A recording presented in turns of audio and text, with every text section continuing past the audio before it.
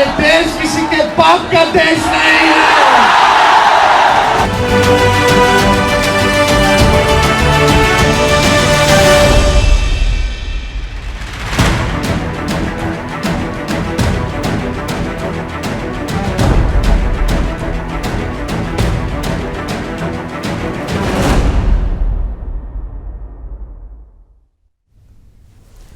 नमस्कार, सुदर्शन न्यूज में आपका स्वागत है। मैं हूं मुकेश कुमार और आप देख रहे हैं जवाब तो चाहिए। जवाब तो चाहिए में आज हम बात करेंगे बिहार में वक्फ संशोधन कानून पर मचे बवाल की। बात करेंगे उन विवादित प्रावधानों की जिन पर पिता लालू प्रसाद यादव और पुत्र तेजस्वी यादव के बयान उत्तर और दक्षिण की तरह विपरीत हैं। बात करेंगे मुस्लिम वोट बैंक को दिखाए गए सपनों की जो बार बार बदल जाते हैं लेकिन हकीकत में कभी पूरे नहीं होते। बिहार में तुष्टीकरण की राजनीति की चैंपियन पार्टी राजद के चैंपियन नेता मुसलमानों को लुभाने के लिए किसी भी हद तक जाने से गुरेज नहीं करते। वक्फ कानून का विरोध भी इसी राजनीति का नतीजा है। पूर्व प्रधानमंत्री स्वर्गीय डॉक्टर मनमोहन सिंह के तत्कालीन सलाहकार, वरिष्ठ IAS अधिकारी और ज़कात फाउंडेशन के अध्यक्ष डॉक्टर सैयद जफर महमूद के सुझाव पर गुपचुप तरीके से वक्फ कानून में संशोधन कर दिए गए थे, जिसका पता देश के आम लोगों को बहुत बाद में चला। इन प्रावधानों के चलते किसी भी गरीब मुसलमानों की जमीन कभी भी वक्फ की घोषित की जा सकती है और वह अदालत का दरवाजा तक नहीं खटखटा सकता। वक्फ ने यदि किसी की जमीन को अपनी जमीन बता दी तो वो जमीन भी उसी की मानी जाएगी और यह प्रावधान एक प्रकार से संवैधानिक अधिकारों का उल्लंघन था। इन्हीं विवादित और इन जैसे और ढेरों विवादित संशोधनों को और असंवैधानिक प्रावधानों को हटाकर नया कानून संसद में पास किया गया, जिसे मुस्लिम समाज के अंदर भारी समर्थन भी मिला। लेकिन यह बात मुसलमानों के कथित ठेकेदारों को रास नहीं आ रही है। इसी वजह से इसे चुनावी मुद्दा बनाया जा रहा है और मुसलमानों को भ्रमित करके इस कानून को कूड़ेदान में फेंकने की बात की जा रही है। बीजेपी प्रवक्ता ने तेजस्वी यादव के इस बयान पर तीखा पलटवार करते हुए कहा कि क्या तेजस्वी यादव बाबा साहब के संविधान को कूड़ेदान में फेंककर शरिया लागू करना चाहते हैं देश में? बीजेपी ने कहा कि हम ऐसा कभी होने नहीं देंगे। आज के जवाब तो चाहिए में हम बात करेंगे कि क्या तेजस्वी यादव बिहार में शरिया कानून लागू करने की बात कर रहे हैं? क्या तेजस्वी यादव चुनाव से पहले मुसलमान हिंदू कर समाज को बांटने का काम कर रहे हैं? क्या संविधान को कूड़े में फेंकने की बात करना बाबा साहब अंबेडकर का अपमान है? करेंगे चर्चा और चर्चा को आगे बढ़ाने के लिए हमारे साथ कुछ मेहमान होंगे, उनसे भी मैं आपका परिचय करवाऊंगा। लेकिन पहले एक रिपोर्ट हमने तैयार की है और इस रिपोर्ट में हमने आपको लालू यादव की जो बात हमने कही, लालू यादव के 2010 के उस बयान को भी दिखाएंगे जो उन्होंने लोकसभा में दिया था वक्फ संशोधन कानून को लेकर के, और अब तेजस्वी यादव जो कह रहे हैं वो भी आपको दिखाएंगे इस रिपोर्ट में। पहले देखते हैं एक रिपोर्ट, फिर मेहमानों से परिचय और चर्चा की शुरुआत। कानून बनाना चाहिए बहुत कड़ा। सारी जमीनें हड़प ली गई है, चाहे सरकारी हो या गैर, उसमें जो काम करने वाले लोग हैं सब बेच दिया है। प्राइम लैंड, ऐसा नहीं है कि कोई खेती वाली जमीन है। पटना के डाक बंगला पर जितनी प्रॉपर्टी थी ये सब पर अपार्टमेंट बन गया, सब लोगों ने लूट लाट किया है। आगे से खैर आप तो लाइए, इसको पास हम लोग कर देते हैं संशोधन आपका, लेकिन आगे से कड़ाई के साथ जो भी बंडियां बना रहे हैं बिहार में किसी भी कीमत पे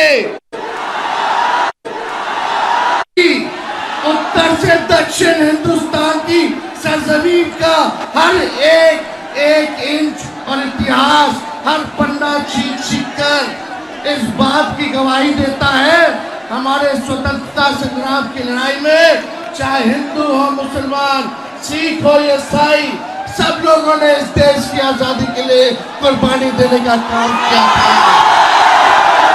ये देश किसी के बाप का देश नहीं है। ये कानून बनाना चाहिए बहुत। तो पहली बार ऐसा देख रहा है कि तेजस्वी यादव जो है मुस्लिम सभा को संबोधित कर रहे हैं, पहली बार देख करके, स्क्रिप्ट को देख करके वो भाषण दे रहे हैं। ये भी बात नहीं है क्योंकि कितना संभल के चल रहे हैं और राजनीति को, खासकर 2025 के चुनाव को कितनी गंभीरता से ले रहे हैं तेजस्वी यादव। ये भी देख रहे हैं कुछ भी ऐसा मुंह से ना निकल जाए जो शायद उनको बाद में राजनीति में भारी पड़े। इसलिए तेजस्वी यादव जो है लिखा हुआ स्पीच, हालांकि इसकी स्पीच जो है उनकी लिखी किसने है ये भी बात हम आपको बताएंगे, करेंगे चर्चा। और चर्चा को आगे बढ़ाने के लिए जो मेहमान हैं उनसे मैं आपका परिचय करा दूं। हमारे साथ सुमित शशांक जी हैं, प्रवक्ता बीजेपी के तौर पे हमारे साथ जुड़ेंगे। इरशद अली आज़ाद जेडीयू के नेता हैं, वो हमारे साथ थोड़ी देर में जुड़ेंगे। विनोद यादव आरजेडी के नेता हैं, वो भी जुड़ेंगे। लोहित बिमल हैं, अधिवक्ता है सुप्रीम कोर्ट के, वो भी हमारे पास जुड़ेंगे। और असगर खान मुस्लिम स्कॉलर के तौर पे जो कि अधिवक्ता भी हैं, वो भी हमारे साथ जुड़ चुके हैं। और नूरुल होदा हैं, प्रवक्ता है वीआईपी पार्टी के, वो भी हमारे साथ जुड़ेंगे, पूर्व आईपीएस रह चुके हैं, उनसे भी बात करेंगे। लेकिन फिलहाल दो जो प्रवक्ता हमारे साथ हैं उनसे मैं सुमित शशांक जी से बात करूंगा।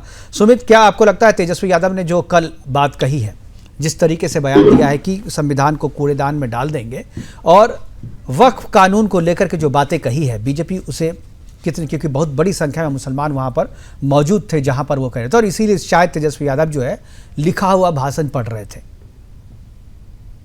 देखिए मुकेश जी, वक्फ संशोधन अधिनियम जिस पर स्ट्रक्चर कमेटी ने जो अपनी रिपोर्ट दी, शायद तेजस्वी यादव को इस विषय में जानकारी नहीं। अब रही बात जो जिस व्यक्ति के बारे में बात कर रहे थे, वो तो बोल रहे थे कि ये देश किसी के बाप का नहीं, तो मैं भी कहता हूँ कि ठीक है, ये देश किसी के बाप का नहीं है, ये भारत भूमि है, जननी है, जिसको हम माँ कहते हैं।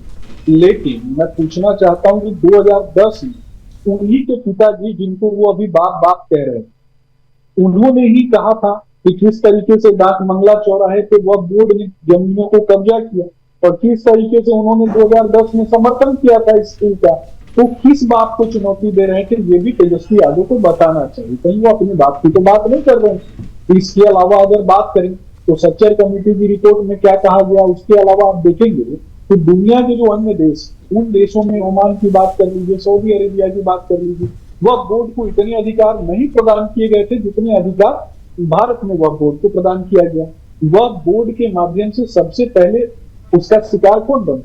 ये जो भू माफियाकरण वक्फ बोर्ड के माध्यम से किया जाए, इसका सबसे पहला शिकार वैसी मुस्लिम माताएं बहनें बनती हैं जिनके परिवार में किसी कारणवश मुस्लिम ये पुरुषों की संख्या कम हो जाती है, और एक तरफ उनका आर्थिक रूप से दोहन किया जाता है, दूसरे तरफ उनका शारीरिक रूप से दोहन किया जाता है, तीसरे तरफ उनका धर्म के नाम पर उनका मानसिक रूप से दोहन किया जाता है।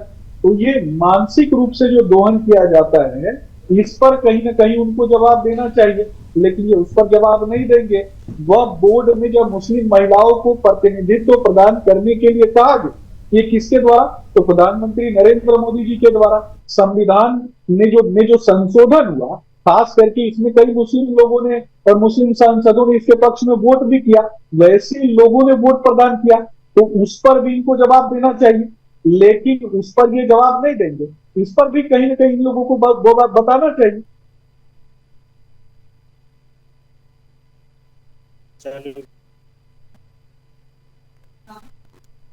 ने अपनी बात पूरी कर ली है। और एक बार मैं चाहूंगा, एक बार जो हमने पैकेज तैयार किया था रिपोर्ट, वो रिपोर्ट एक बार मैं चाहूंगा दिखाऊं। उसके बाद जो है जो लोहित बिमल हैं वो भी हमारे साथ जुड़ गए, उनके पास चलेंगे। एक बार जरा सा आप वो पैकेज दिखाएं, वो रिपोर्ट दिखाएं।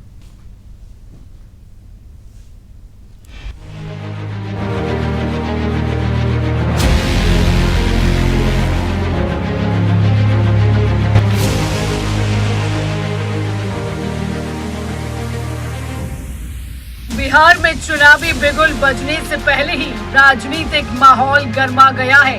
पटना के गांधी मैदान में राष्ट्रीय जनता दल ने मुस्लिम समुदाय की एक बड़ी सभा आयोजित की। इस सभा में भारी संख्या में मुसलमान एकत्र हुए। वक्फ संशोधन बिल के विरोध में आयोजित इस सभा में तेजस्वी यादव ने बाजू पर काली पट्टी बांधकर भाग लिया और मुसलमानों को बड़े बड़े सपने दिखाए। वक्फ कानून के जिन प्रावधानों का विरोध करते हुए लालू प्रसाद यादव ने लोकसभा में अपनी बात रखी थी, उन्हें उनकी यूपीए सरकार ने तो नहीं सुना, लेकिन बीजेपी ने उन्हीं प्रावधानों में संशोधन कर जब नया कानून बनाया तो पुत्र तेजस्वी अब उसी का विरोध करने लगे हैं। वक्फ संशोधन बिल पर पिता लालू और पुत्र तेजस्वी के विचार एक दूसरे से बिल्कुल अलग हैं, और जब पार्टी के शीर्ष नेताओं के विचार ही अलग हैं, तो मुसलमानों को वे भ्रमित करेंगे ही। एक बार पिता पुत्र दोनों की बात सुन लीजिए। एक कानून बनाना चाहिए बहुत कड़ा। सारी जमीनें हड़प ली गई है, चाहे सरकारी हो या गैर उसमें जो काम करने वाले लोग हैं सब ने बेच दिया है। प्राइम लैंड, ऐसा नहीं है कि कोई खेती वाली जमीन है।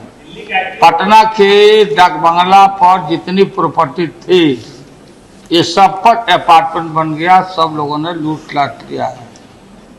आगे से खैर आप तो लाइए, इसको पास हम लोग कर देते हैं संशोधन आपका, लेकिन आगे से कड़ाई के साथ जो भी बल्लियां बना रहे हैं बिहार में किसी भी कीमत पे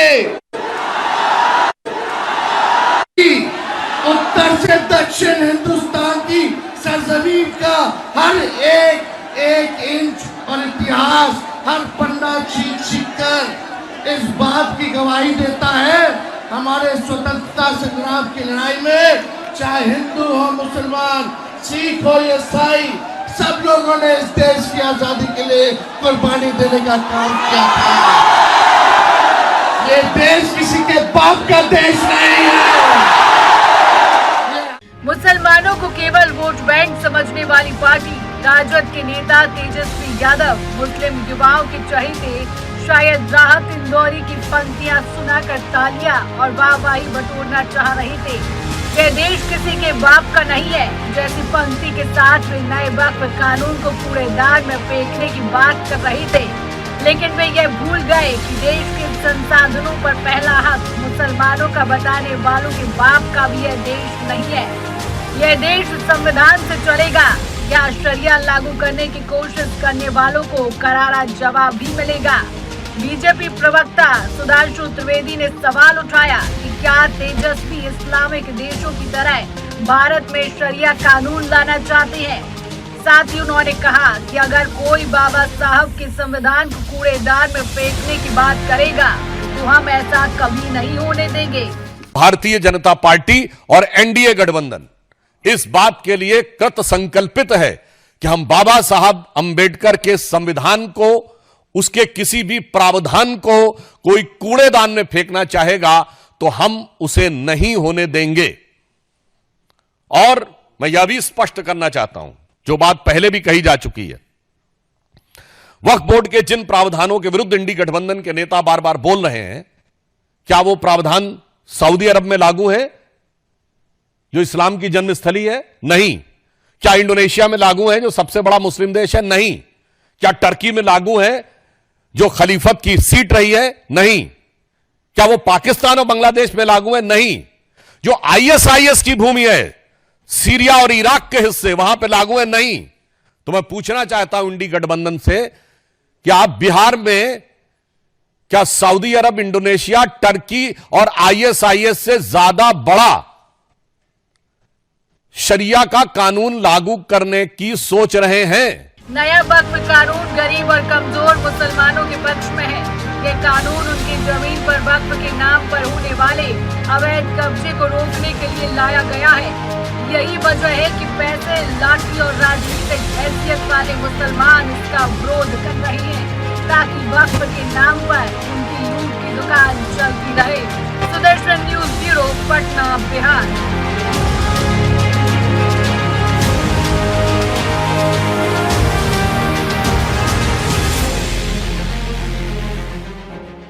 वक्फ संशोधन बिल 2024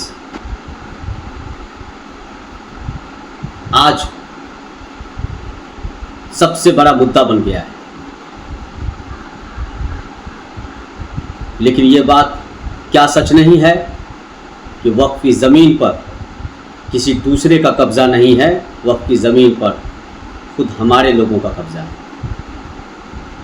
क्या वक्फ बोर्ड को यह नहीं बताना चाहिए कि भारत के 10 लाख एकड़ ज़मीन जिस मकसद से, जिस लक्ष्य को देखकर, जिस लक्ष्य आधारित कर वाकिफ़ ने वक्फ किया था, वो अल्लाह का दान जो गरीबों का है, मिस्कीनों का है, पसमानदा का है, यतीमों का है, वृद्धों का है, विधवाओं का है, क्या उनके फलाह बहबूद पर, उनके विकास पर, उनके डेवलपमेंट पर? बिल्कुल, यही सबसे बड़ा सवाल है और इसी सवाल का जवाब देने के लिए इस कानून को संशोधित करके नया कानून लाया गया और इसी पर हम चर्चा करेंगे जिसका विरोध किया जा रहा है बिहार में। और हमारे साथ सारे मेहमान जुड़ गए हैं और मैं आरजेडी के नेता विनोद यादव जी हमारे साथ जुड़ गए हैं। विनोद जी, आपको क्या लगता है कि वक्फ कानून में जो संशोधन किया गया, जो नया जो आया है, आपके जो नेता हैं लालू प्रसाद यादव, उन्होंने भी कहा था कि इस कानून में गड़बड़ियां हैं। इस कानून से जो ज़मीनों को जिस तरीके से हथिया जा रहा है, खासतौर पे पटना में आप हैं तो पटना को आपको पता है कि प्राइम लैंड जो डाक बंगला चौराहा पे है, वहाँ पर भी वक्फ का कब्जा है बहुत सारी ज़मीन पे। 147 प्लॉट वहाँ पर ऐसे हैं जहाँ पर कब्जा है और उस पर कानून अदालत से फैसला हो जाने के बाद भी उस पर कब्जा नहीं छुड़ाया जा सका है। वो इस तरीके की बात है। फिर भी आप जो है कह रहे हैं कि ये कानून जो है गलत है, इसको कूड़ेदान में डाल देंगे, ऐसा क्यों? उदय प्रताप जी की कुछ पंक्तियां थी, न तेरा है न मेरा है, ये हिंदुस्तान सबका है, नहीं समझी गई तो बात नुकसान सबका है, जो नदियां मिल गई उसमें वो दिखाई नहीं देती, मगर महासागर बनाने में एहसान सबका है। महोदय, यह देश मुसलमानों का भी है, हिंदुओं का है, सिख का है, ईसाई का है, सारे समुदाय का है और सारे लोगों ने जो है अपनी बराबरी भूमिका निभा करके देश को स्वतंत्र कराने में जो है अहम भूमिका निभाई। आज वक्फ बिल ला करके मुसलमानों की वो जमीनों को हड़पने का कार्य सरकार करना चाहती है, जो बाबा भीमराव अंबेडकर ने अनुच्छेद 26 में कहा था, प्रबंधन की स्वतंत्रता का उल्लेख किया है। समुदाय को अपने धार्मिक मामलों का प्रबंधन करने का अधिकार है, जिससे धार्मिक समस्याओं की स्थापना एवं रख रखाव अपने स्वयं के मायनों के प्रबंधन के अनुसार किया जा सकता है। महोदय, हम इस बिंदु पर कहना चाहेंगे कि चाहे वो हिंदू है, मुस्लिम है, सिख है, ईसाई है, और यह भारतीय जनता पार्टी की जो सरकार है यह वक्फ बिल लाना चाहती है, और अगर आप ये कहते हैं कि ये मुसलमानों का हितैषी है, तो मैं आपको बार बार कहना चाहता हूं, इनके लोकसभा एवं राज्यसभा में अगर गुलाम अली साहब को छोड़ दिया जाए, एक भी मुस्लिम चेहरे नजर नहीं आते। क्या आपके पास जितनी हकदारी मुसलमानों की है देश में स्वतंत्रता दिलाने में, क्या आपको उनका हक दिलाने में नहीं है? और विनोद यादव जी, अब मैं आपको, आपने बात कह रही है, मैं आपको थोड़ा करेक्ट कर दूं। सबसे पहले तो ये बिल नहीं है, ये बिल जो है पास हो चुका है, कानून बन चुका है, तो पहला संशोधन ये है। दूसरी बात जो आपने कही कि ये जो देश जो है इसमें हिंदू, मुसलमान, सिख, ईसाई सबका हक है, बिल्कुल हक है। ये कौन कह रहा है? हम तो इसी हक की बात कर रहे हैं। तो आप जो केवल सारी चीज़ें मुसलमानों को दे देना चाहते हैं, ये लड़ाई तो उसी के लिए है ना, ये बिल तो उसी के लिए कि आप सब चीज़ जो है एक मुसलमान के बड़े वर्ग को आप दे देना चाहते हैं। आप चाहते हैं कि वक्फ बोर्ड जो है जिस पे हाथ रख दे जिस ज़मीन पे, वो ज़मीन उसकी हो जाए। ये लड़ाई तो उसके खिलाफ है, ये संशोधन उसके खिलाफ है। आप उस पर नहीं बोल करके आप राजनीति कर रहे हैं। आप पसबंदा, अभी जो हमारे साथ पसबंदा मुसलमान के जो अध्यक्ष यहाँ पर थे, उन्होंने जो कहा कि भाई वक्फ जिस पर्पस के लिए लाया गया था उस पर्पस को क्या पूरा कर रहा है? लालू यादव जो 2010 में जो उन्होंने कहा था कि वक्फ के नाम पर जमीन कब्जा की जा रही है, प्राइम लैंड कब्जा की जा रही है, उसका जवाब कौन देगा? पिता कुछ कह रहे हैं, पुत्र कुछ कह रहे हैं। तो आप लोग के अपने परिवार के भीतर में, अपने पार्टी के भीतर में वक्फ को लेकर के है, स्थिति साफ नहीं है। आप लोग जो चाहते हैं, क्या चाहते हैं, क्या नहीं चाहते, पिता कुछ और चाह रहे, पुत्र कुछ और चाह रहे। पहले इस बात को साबित कर दीजिए, पहले इस बात को साफ करें आप कि क्या पिता और पुत्र जो है वक्फ संशोधन बिल पे दोनों की राय एक है, तब आप जनता को बताइएगा, तब आप मुसलमानों को बुला करके सभाएं कीजिएगा। हमारे साथ जेडीयू के नेता इरशाद अली आज़ाद भी है, मैं उनके पास भी एक बार जाना चाहूँगा। इरशाद साहब, क्या आपको लगता है कि जो बात विनोद जी कह रहे हैं, जो कह रहे हैं कि नहीं ये देश सबका है, देश तो सबका है, हम भी मानते हैं, कोई नहीं कह रहा है कि देश केवल सिखों का है या केवल हिंदुओं का है या केवल मुसलमानों का, देश सबका है। लेकिन किसी एक खास वर्ग को जब आप तवज्जो देते हैं और ज़रूरत से ज़्यादा उसे रिजर्वेशन देते हैं, तो इस तरीके की बात जो है सामने आ जाती है। क्या कहेंगे आप? बस बोल जी, हेलो जी इरशाद जी बोलिए, आवाज़ आ रही है जी, हमारी आवाज़ आ रही है? आ रही है जी। देखिए, इसमें वक्फ बिल में जो अमेंडमेंट हुआ है, जो कानून बन चुका है, उसमें कानून बनने से पहले और आज तक सियासत हो रही है। हम एक्चुअली इस वक्फ बिल को, हमारे विरोधी दल के जो नेता हैं उनको भी इस बिल में जो अमेंडमेंट हुए हैं, जो कानून बन चुका है, उसको पढ़ लेना चाहिए। और लालू जी जो आरजेडी के नेता है, राष्ट्रीय अध्यक्ष हैं, उनको भी पढ़ लेना चाहिए। अभी भी कोई बात नहीं, वो पब्लिक डोमेन में है। और हम आपको बताते चले कि जिस डकबंगला चौराहे की बात की जा रही है, ये प्रॉपर्टी उन्हीं के शासनकाल में 90 से लेकर के 2005 तक सारी प्रॉपर्टी पर कब्जा किया गया था। जिसको कानूनी तौर तरीके से कोर्ट में जाकर के उस पे बहुत सारी प्रॉपर्टी को नीतीश कुमार जी के शासनकाल में उसको खाली भी कराया गया है, उस पे विजिलेंस के केस चले हैं। बिल्कुल। उसी फजल इमाम कॉम्प्लेक्स जो है एक बड़ा कॉम्प्लेक्स है जो 350 करोड़ रुपए की प्रॉपर्टी है, रिजवान पैलेस है जो सुप्रीम कोर्ट के फाइनल बेंच का ऑर्डर है, इस पर पूरी तरीके से सियासत हो रही है। विरोधी दल के नेता पूरे गांधी मैदान में ये बात बोल रहे हैं कि मुसलमानों की जमीन कब्जा की जा रही है। कौन सी जमीन कब्जा की जा रही? उनको इस बात को भी तो बताना चाहिए। विरोधी दल के नेता को जो अमेंडमेंट हुआ है, जो कानून बना है, उसको पढ़ने की बात करनी चाहिए। और यह बात सही है कि इन चीजों के लिए लगातार स्टेट गवर्नमेंट लगातार काम कर रही है, वक्फ विकास योजना बना करके काम कर रही है। नीतीश कुमार जी के शासनकाल में अगर कोई जमीन कब्जा हुई है तो उसको भी बताना चाहिए। ये तो नीतीश कुमार जी के शासनकाल में इतनी प्रॉपर्टी 32 बिल्डिंगें पटना में बनी है, ये तो देखने और समझने की जरूरत है। वक्फ के बिल में कानून का जो मामला होता है वो जमीन का मामला है, और जमीन का मामला पेपर से संबंधित है। इस तरह से अनाप शनाप बात नहीं कहनी चाहिए कि कोई भी किसी तरह की कोई जमीन जो है विदाउट कागज, विदाउट वफनामा, विदाउट दान पत्र कोई जमीन होती है। और ये बात सही है कि आज तक जो दान पत्र में जो गरीब है, मिस्कीन है, जिस उद्देश्य के लिए दान किया गया था, वक्फ किया गया था, कहीं ना कहीं उसको पूरा करने में हमारे जो समाज के सो कॉल्ड बड़े लोग हैं, उसमें उनका जो उलमाए कराम है, जो बड़े बड़े खानका वाले लोग हैं, जो बड़े बड़े नवाब कहे जाते हैं, इन्हीं लोगों का अहम रोल है। आज भी उन्हीं का कब्जा है। बिल्कुल सही कहा है, उन्हीं का रोल है, और वही नहीं चाहते कि पूरी ज़मीन जो है उस पर से कब्जा। और ये चूंकि अगर ये कानून लागू हो गया तो इन्हें सबसे ज़्यादा दिक्कत होगी, क्योंकि इन्हीं का कब्जा है। हमारे साथ नूरुल हुदा जी हैं, प्रवक्ता है वीआईपी पार्टी के, और पूर्व आईपीएस भी हैं, इसलिए चीज़ों को समझते हैं, कानून के बहुत अच्छे जानकार भी हैं और स्थितियाँ भी समझते हैं। नूरुल हुदा जी, मैं चाहूँगा कि चूँकि आपकी पार्टी भी कह रही कि जिस तरह की बिना मछली के बिना पानी के जिस तरीके से मछली नहीं रहती, उसी तरीके से बिना वक्फ के मुसलमान भी नहीं रह सकता। तो भाई, तो वक्फ को तो हटाया नहीं जा रहा, संशोधन किया जा रहा है। ये कोई पहला संशोधन नहीं है, इससे पहले भी 3 बार 4 बार संशोधन हो चुका है। तो फिर इतना विरोध क्यों? क्योंकि जो संशोधन हुआ है उसकी मांग तो लालू यादव खुद कर रहे थे, आपकी पार्टी, आपके गठबंधन के नेता हैं। जी मुकेश जी नमस्कार, मैं सॉरी मैं थोड़ा लेट से ज्वाइन कर पाया। कोई बात नहीं नूरुल जी। जी,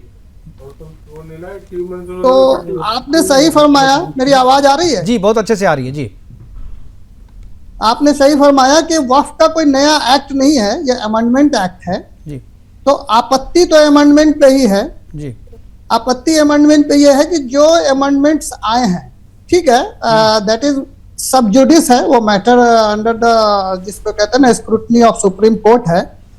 तो सुप्रीम कोर्ट में मामला है, लेकिन किसी भी अमेंडमेंट का या किसी भी कानून का लोकतांत्रिक अधिकार तो है उसमें लोगों को, समाज को अपनी बात रखने का। और जैसे कहा गया कि वक्फ एक्ट में क्या परेशानियां हैं, तो मैं पहले के डिस्कशन को तो नहीं सुना हूं, लेकिन जो मूल समस्या है ना वो कॉन्स्टिट्यूशनल इथोज से खिलवाड़ का है।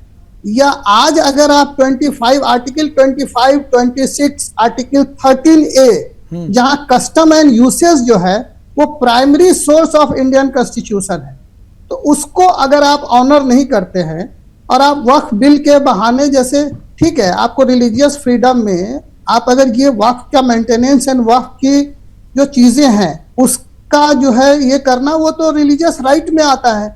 और मैं जो आपके पैनलिस्ट हैं, hopefully they all are learned people, तो मैं उनसे ये पूछना चाहता हूं कि वक्फ कितने प्रकार का होता है, या शायद आप भी अगर अवेयर होंगे तो प्राइमरली 4 तरह के वक्फ होते हैं। अगर कोई पैनलिस्ट मुझे ये बता पाए कि वक्फ किस लिए होता है, उसका इंटेंशन क्या होता है, उसके पर्पस क्या होते हैं और कितने प्रकार के होते हैं।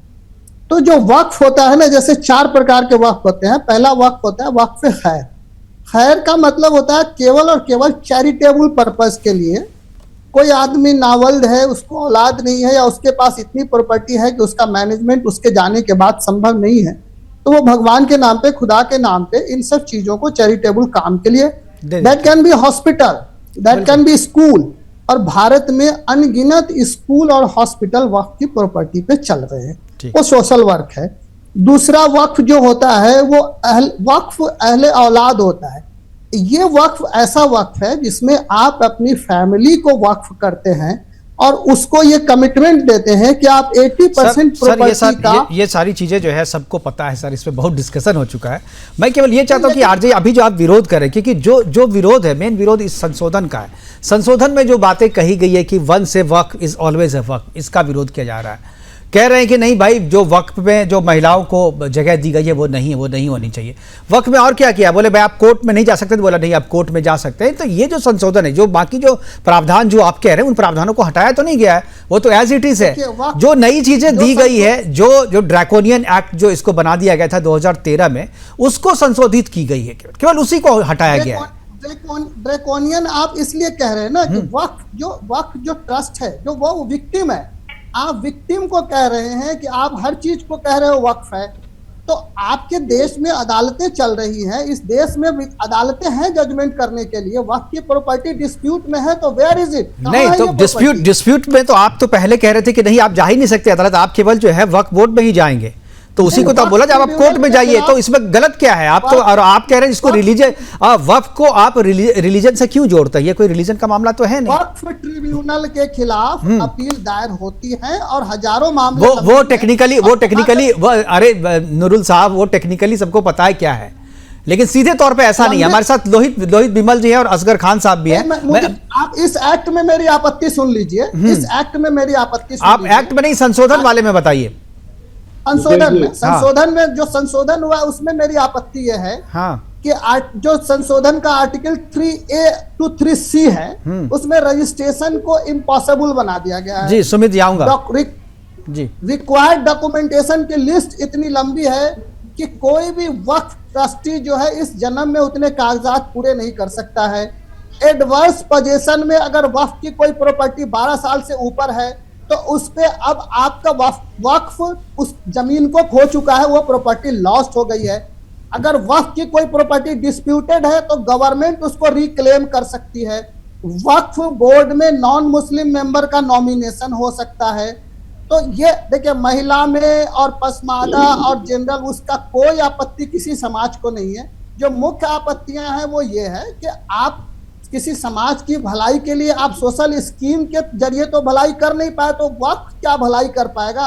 वक्फ तो ठीक है सर, आपने जो आपत्ति जताई पहले से चली आ रही है, इस आपत्ति को पहले भी बहुत बार हम लोग डिस्कस कर चुके हैं। लोहित बिमल जी और सुमित जी है दोनों इसमें। पहले मैं लोहित जी के पास चाहूंगा। लोहित जी, जो बात नरुल साहब कह रहे हैं, नरुल होदा जी चूंकि IPS है और काफी टेक्निकली बात करते हैं, पढ़े लिखे हैं, तो जो बात इन्होंने, जो आपत्ति इन्होंने उठाई है, आप क्या कहेंगे इस पे? नमस्कार मुकेश जी, मेरी आवाज आप तक जी आ रही। सर मैं पहले तो ना इस पे मैं पहले क्रिटिसाइज करूंगा पुराने वक्फ एक्ट पे सर जी। उस पे मैं आपके अटेंशन ड्रॉ करूंगा section 3 of the Waqf act जी। Section 3 of the Waqf act बोलता है thinking of the Waqf is enough. इसका मतलब क्या हुआ कि जिस जमीन पे वक्फ ने सोचा कि ये जमीन हमारी है, that is enough for them to claim that land. बिल्कुल। India being a secular nation, can thinking of a particular community can dominate over other communities and land? और एक रिकॉर्ड डाटा है सर, 2009 में वक्फ के पास 4 लाख एकड़ लैंड थी और आज की डेट में उनके पास वो लैंड डबल हो गई है, जबकि हिंदुस्तान की जो जमीन है वो वहीं की वहीं है। कहने का मतलब आज वक्फ के पास 8 लाख एकड़ लैंड है। वक्फ का जो सर जुडिशियल सिस्टम है वो जिस बोर्ड ही उसको टेक ओवर करके बैठा हुआ है। And even the supreme court of India was put to challenge जो लास्ट वक्फ एक्ट है, उसके अंदर सुप्रीम कोर्ट को भी पावर नहीं दी गई to interfere with their decision making. ये किस टाइप का सर इस कंट्री के अंदर? अगर आज के टाइम में जो अमेंडमेंट हुआ है वो इस वक्फ एक्ट को मोर सेक्युलर बना रहा है, rather than creating any differences, it has created a secularism in the act which is as per the Constitution of India. अगर आप मेरा एक और हाईलाइट है जो है सेक्शन 85 ऑफ द एक्ट जी। अगर कोई भी वक्फ बोर्ड किसी जमीन को ले लेता है सर, तो उस जमीन के अंदर जो इंसान की जमीन ले गई है उसको प्रूव करना पड़ेगा कि वो वक्फ की लैंड नहीं है। ये किस तरह का लॉ है? ये किस तरह का लॉ है? ये तो उन्होंने मजाक बना दिया कि मैं ही अगर कल को मेरी जिसकी हत्या हुई है वही साबित करेगा कि मेरा हत्यारा कौन है, वही बताएगा, बाकी दूसरे को नहीं। बिल्कुल सही बात है। दूसरे मतलब आप इस चीज को इस तरीके से समझिए, ये अमेंडमेंट ने इस एक्ट को कॉन्स्टिट्यूशनल एम्बिट के अंदर लेके आए हैं, जिसके अंदर वक्फ बोर्ड को बिल्कुल। देखिए, वक्फ पे चर्चा नहीं है। मैं एक बार असगर जी के पास जाऊंगा। असगर जी, मैं आपसे चाहूंगा, जो चीज लोहित बिमल कर रहे हैं इस पे पहले भी आपसे चर्चा हो चुकी है, शायद चले गए हैं उनसे चर्चा शायद पहले। मैं एक चीज, कैमरा ऑफ है असगर साहब, अगर आप मेरी बात सुन रहे हैं तो मैं चाहूंगा कि इस पे आप जवाब दें, लेकिन शायद लगता है कि वो कुछ ढूंढ रहे हैं, इसीलिए कैमरा बंद है उनका। लेकिन मैं चाहूंगा कि ये आज इसकी चर्चा क्यों हो रही है, यही चीज मैं होदा साहब से ही बोलूंगा, यही चीज मैं विनोद यादव से भी कहूंगा। इस पर चर्चा हो चुकी है, आज इसको चुनावी मुद्दा बनाया जा रहा है, क्या केवल मुस्लिम वोट को टारगेट करने के लिए, मुस्लिम वोट को बहकाने के लिए, या जो एक तुष्टीकरण की राजनीति है उसको हवा करने, क्योंकि बिहार में मुसलमान जिसके पक्ष में जाएगा उसकी दावेदारी जो है विपक्ष में ज्यादा मजबूत होती है। तो क्या विपक्ष में मुसलमान वोट को अपने कब्जे में करने की लड़ाई के लिए वक्फ का विरोध किया जा रहा है? सुमित जी मुकेश जी, मेरा स्पष्ट रूप से मानना है कि आखिर आज तेजस्वी यादव को ये सारी बातें याद आती, लेकिन सदन के पटल पे जब इनको विरोध करना था और सदन के पटल पे ये सारी चीजें जब संज्ञान में थी और सारी चीजों पे डिसीजन मेकिंग की जो पॉलिसीज हैं वो बनाई जा रही थी, तो उस समय उन्होंने इस प्रकार से विरोध नहीं किया था। लेकिन वर्तमान परिदृश्य में इनको वोट बैंक से दलाली करने वाले कुछ एक ठेकेदार जो है वैसे लोग पसंद थे, तो कहीं ना कहीं वैसे लोगों को आगे बढ़ाने के लिए, वैसे लोगों को संतुष्ट करने के लिए तेजस्वी यादव लिखा हुआ भाषण पढ़ रहे हैं। इसके अलावा मैं पूछना चाहता हूँ कि वह बोर्ड के माध्यम से सबसे पहला शिकार कौन बनता था? गरीब पसमंदा मुसलमान, जिनकी जनसंख्या जो है मुसलमानों में 80% है, वैसे गरीब पसमंदा मुसलमानों को शिकार बनाया जाता था। और खास करके गांव में रहने वाले वैसे मुस्लिम परिवार जिन परिवार में पुरुषों की संख्या कम हो जाती थी, किसी कारण से किसी पुरुष की मृत्यु हो जाती थी और उस परिवार में महिलाएं होती थी, एक तरफ उनका यौन शोषण होता था, दूसरे तरफ उनको ये धमकियां मिलती थी। जमीन कब्जा करने वाले जो ये वक्फ बोर्ड के जो लोग हैं वो उनको धमकियां देते थे कि अगर उन्होंने उनकी बात नहीं मानी तो उनको इस्लामिक तरीके से उनको प्रताड़ित किया जाएगा। इसके अलावा मैं ये भी बताना चाहूंगा कि खास करके जब वह बोर्ड के विषय में बात होती है तो सच्चर कमेटी की रिपोर्ट पर भी बात होनी चाहिए। इसके अलावा लालू प्रसाद यादव का विरोधाभासी स्वरूप क्यों नजर आता है? जब 2010 में उन्होंने सदन के पटल को ये भाषण दिया था तो क्या उस समय उनको इस विषय की गंभीरता नहीं पता थी?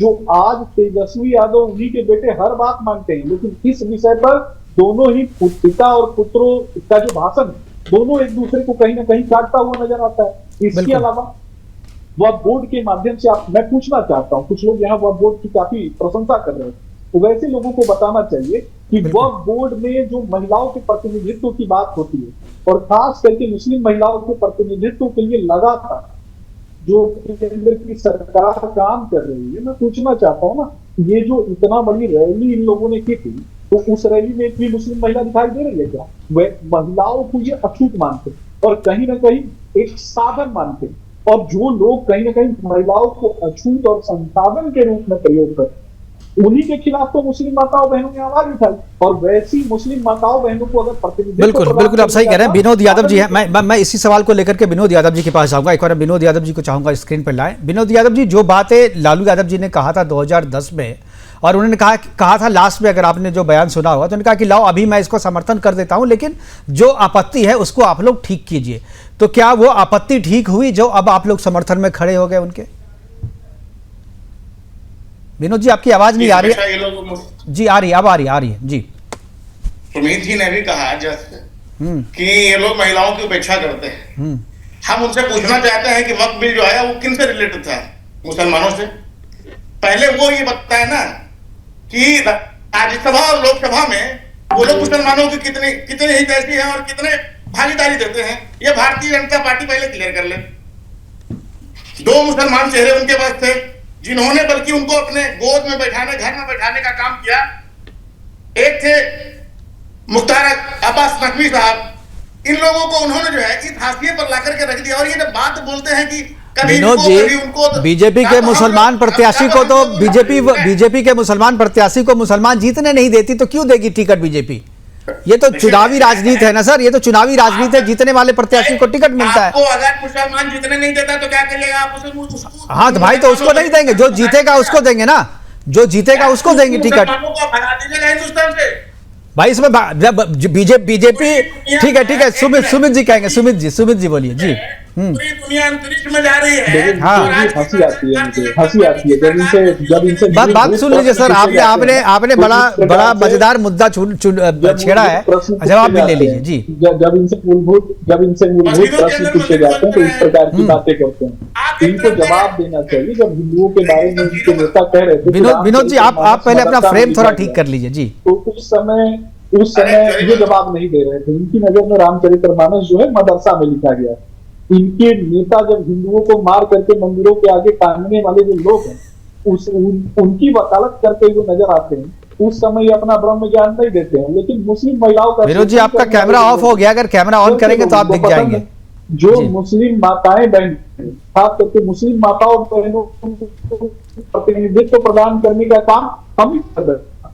भारतीय पार्टी को प्रतिनिधित्व देने की बात होती है। मैं पूछना चाहता हूँ तेजस्वी यादव की पूरी सभा में एक भी मुस्लिम महिला थी क्या?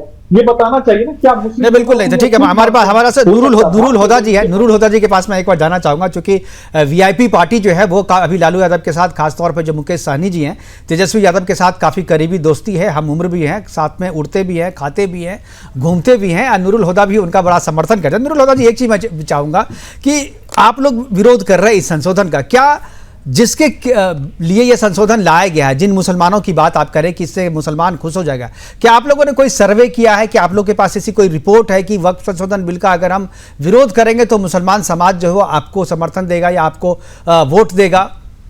कुछ इस तरीके का कोई रिपोर्ट वगैरह है क्या आपके पास? किस आधार पर आप कर रहे हैं? क्योंकि लॉजिकल तो कहीं नहीं दिख रहा विरोध करना इसका। नूरुल जी आपकी आवाज नहीं आ रही है, अनम्यूट करें नूरुल जी, अनम्यूट करें अपने आप को, मोबाइल से अनम्यूट करें अपने आप को, फिर आवाज आएगी। Just minute. हाँ अब आ रही है सर। हाँ बोलिए जी। मुकेश जी, सुमित जी से हमारी अच्छी दोस्ती है जी। तो सुमित जी को पहले दो जवाब दे दूं। सुमित जी ने जो 2 प्रश्न उठाए हैं जी, कि शायद वो कह रहे थे कि कल की रैली में महिलाएं नहीं थी, तो शायद उनको विजुअल्स देखने चाहिए कल की रैली के। महिलाएं फ्रंट रो में बैठी थी और अच्छी खासी महिलाएं वहां उपस्थित थी जी। तो सुमित जी, मतलब ऐसा नहीं है, महिलाओं का सम्मान आप करते हैं तो बाकी भारत के सभी लोग करते हैं, सभी पार्टियां करती है। तो सहृदयता दिखाइए थोड़ा, महिलाओं को आप भी आगे बढ़ाइए, हम सभी भी आगे बढ़ाने के लिए प्रतिबद्ध है। और दूसरा जो इन्होंने कहा कि लालू यादव का, आप जो प्रश्न बार बार कर रहे हैं कि लालू जी के पहले के स्टेटमेंट में और अभी तेजस्वी यादव के स्टेटमेंट दोनों में डिफरेंस आप बता रहे हैं। लालू जी ने जो वक्त से संबंधित जो उस समय बातें की थी, जो डाक बंगला चौक की बात हो रही है, वक्त की संपत्ति पे कब्जा करने वाले लोगों की, वो सारे लोग आज जदयू के पाले में है और सब जानते हैं, क्योंकि बिहार की जनता जानती है कि वो कौन लोग है, इस पे किनकी इमारतें खड़ी हुई है। तो आपकी नजर में लालू यादव ने चारा भी नहीं चुराया होगा? सुमित जी इनको बात पूरी करने दीजिए जी। अगर हम लोग तर्क पे रहे तो थोड़ा ठीक है। वो आप दल्ला बिल्डिंग और डाक बंगला चौराहा से आप भी उतने ही परिचित हैं जितने हम परिचित हैं, और बिहार के किन लोगों का वक्त उस प्रॉपर्टी पे कब्जा है। और मैं ये तो नहीं बोलने जा रहा हूँ ना कि अंबानी जी का अंटालिया किस पे खड़ा है। तो वक्फ को आप, वक्फ के ट्रस्ट को और वक्फ वाले लोगों को आप अताताई बता रहे हैं और ये बता रहे हैं कि ये कब्जाधारी है, वैसा नहीं है। एक पक्षीय नहीं। नूरुल जी, आप जो कह रहे हैं कि कागज मांगा जा रहा है, कागज क्यों नहीं मांगा जाए? अगर किसी की जमीन पे किसी कोई कब्जा दावेदारी कर रहा है तो कागज क्यों नहीं मांगा जाए? नहीं देखिए, आज जी सुमित जी आ रहे हैं। सरकारों ने जो पहले की सरकारों ने जो वक्फ एक्ट बना रखा है, 95 का भी एक्ट है, उस एक्ट के हिसाब से देश का संविधान चल रहा था, कानून चल रहा था। अभी मोदी जी की सरकार ने ये वक्फ अमेंडमेंट लाया, ठीक है। प्रशासनिक सुधार का किसी भी लेवल पे स्वागत है, स्वागत होना चाहिए, लेकिन आप जिसके लिए, जिस समाज को और जिस समस्या को एड्रेस करने के लिए आप कोई नियम कानून बना रहे हो, उनका जो है ना एक्सेप्टेंस होना और उनको पेज पे लेना आपकी सरकार की रिस्पॉन्सिबिलिटी बनती है। आपने मुसलमानों के बीच कौन सा गुडविल एम्बेसडर छोड़ा है? मुसलमान आप पे क्यों विश्वास करें? और मुकेश जी, मैं आपके मूल प्रश्न पे आता हूं कि अगर आप ये कह रहे हो कि ये बिहार चुनाव को लेकर ये गोलबंदी हो रही है और बिहार चुनाव को लेकर मुस्लिम मतों को लेकर है, तो ठीक है। आप ये जिस दिन ये वक्फ एक्ट पार्लियामेंट में आया था, मोदी जी का उद्देश्य केवल इतना था कि मुस्लिम समाज को हरास करना और मुस्लिम समाज को टोज पे रखना तो आप भी पसमानदा का जो कैटेगराइजेशन कर रहे हो, मुसलमानों के बीच भेद पैदा करने की कोशिश कर रहे हो। तो आप अगर पसमानदा कार्ड खेल रहे हो तो कोई अगर उसके काउंटर में मुस्लिम कार्ड खेलता है, कोई उसके काउंटर में अगर मुस्लिम मतों को ये बताता है कि आपका नुकसान है और आप समाज जो है आप किसके पक्ष में, तो वोट तो सामने है आपके। अगर मुस्लिम समाज की गोलबंदी होती है वक्फ के नाम पे, और बिहार के गांव खेड़ों में आप जाके देखो, आप घूमो समाज में जाके, जितनी जदयू से भाजपा से उतनी कम नाराजगी है, जिससे ज्यादा नाराजगी जदयू और चिराग पासवान से है, क्योंकि इन लोगों ने बैक स्टैबिंग की है, इन लोगों ने मुस्लिम मतों का मजाक उड़ाया है। तो ये इसमें कोई अनर्गल बात नहीं है कि अगर मुसलमानों को ये एहसास कराया जाए कि कौन आपके हमदर्द है और कौन आपके हितैषी है, इसमें बुराई क्या है? नहीं, वही तो बात करें, लेकिन एक वाइड कंसल्टेशन किया गया था जब कानून में संशोधन करने की बात जब रखा गया था बिल को, तो बिल से पहले जो है वाइड कंसल्टेशन था और मुस्लिम समाज के हर एक वर्ग के लोगों ने अपना रिप्रेजेंटेशन दिया था। आप लोग भी दे सकते थे, लेकिन आप लोगों ने नहीं दिया। बिहार के बहुत सारे जो संगठन है, मुस्लिम संगठन, उन संगठनों ने दिया था और उनके सुझावों को माना गया है। उनके सुझावों के बाद ही ये संशोधन लाया गया है। आप जो कह रहे हैं कि पसमानदा मुसलमान जो है इसका विरोध है, पसमानदा मुसलमान आज के नहीं, पसमानदा मुसलमान तो आपको पता होगा ये 80s से है, पसमानदा मुसलमानों का अपना संगठन, और पसमानदा मुसलमानों के खिलाफ नहीं, ये पक्ष में है। और इसीलिए जो पसमानदा नहीं है वो इसका विरोध कर रहे हैं, जिसके लिए आपने कल ये रैली की थी। नए अमेंडमेंट एक्ट में पसमानदा मुसलमानों का प्रतिनिधित्व सुनिश्चित किया गया है। मुकेश जी कृपया बता दीजिए, क्या नए एक्ट में मुसलमानों का पसमानदा समाज जिसको आप कह रहे हैं उसका कोई प्रतिनिधित्व सुनिश्चित किया गया है? हर समाज के प्रतिनिधि को डालने, उसकी बात को रखा गया ना, उनको सुना गया था, उनका कंसल्टेशन लिया गया था, उन्होंने जो संशोधन रिकमेंड किया था उसको माना गया। लेकिन फिर खैर मैं मालूंगा, देखिए नूरुल जी आप भी इस्लाम को मानने वाले हैं, इरशाद साहब भी इस्लाम को मानने वाले हैं, और हमारे जो असगर साहब है वो भी इस्लाम को मानने वाले हैं। लेकिन डिबेट को छोड़ करके केवल जो है इन्होंने जाकर के नमाज पढ़ने के लिए जो है अपना कैमरा ऑफ कर लिया था असगर खान साहब ने। तो आप लोगों में से तीनों में से असल मुसलमान कौन है ये पहले बताइए, उसके बाद असगर साहब मुस्कुरा रहे हैं, उन्हें लगता है कि असल मुसलमान केवल असगर साहब हैं जिन्होंने नमाज पहले पढ़ी उसके बाद डिबेट में आए हैं। क्वेश्चन मैं पूछता रहा लेकिन उन्होंने अपना कैमरा ऑफ कर लिया। ठीक है सर जी, इरशाद जी कुछ बोलना चाह रहे हैं। इरशाद जी जी हमारी बात सुनी जाए जी। नूरुल हुदा साहब को जानकारी कम है, ये आप उनको बता दें कि जिस तक बंगला चौराहे की वो बात कर रहे हैं, हम जिम्मेदारी के साथ कह रहे हैं कि उसी वक्फ के प्रॉपर्टी पर उनका कार्यालय है। बिल्कुल सही है, उसी पे करेंगे। मैं इस पे आ रहा था लेकिन समय की कमी है और हमारे साथ असगर साहब जुड़े, समय की कमी है, लेकिन चाहता हूँ एक कमेंट में असगर साहब से ले लो। जी असगर साहब। नहीं है जी, ये राजनीति में नए आए हैं, चीजों को पहले तो मुकेश भाई मैं ये बता दूं, जो आपका सवाल था, मैं कॉम्प्लेक्स में है, मैं अपने जानकारी है कुछ, मैं नूरुल हुदा साहब और अपने दोनों भाइयों से ज्यादा गुनाहगार हूँ, शायद इसलिए चला गया हूँगा। और दूसरी बात ये कि जो हमारा आज का टॉपिक है, आपने शुरू में कहा था, मैंने आपकी जो आपने ओपनिंग सुनी थी, स्पीच दी थी, उसमें कि पता नहीं किसने लिख के दी ये स्पीच। अगर राहत इंदौरी साहब आज जिंदा होते तो मैं आपको फौरन ये कहता जी उन्होंने लिख के दी होगी। उनका शेर है कि सभी का खून शामिल है हिंदुस्तान, किसी के बाप का हिंदुस्तान थोड़ी है। यही बात, सिर्फ यही बात इन्होंने कही, तजवीज साहब ने कुछ, और राहत इंदौरी साहब ने बरसों पहले कही, किसी ने कोई एतराज नहीं किया। तजवीज साहब ने कहती मैं कोई बात कहूं तो वो सही है, आप कोई बात कहें तो वो गलत है। ये कैसा कानून है हमारे मुल्क का।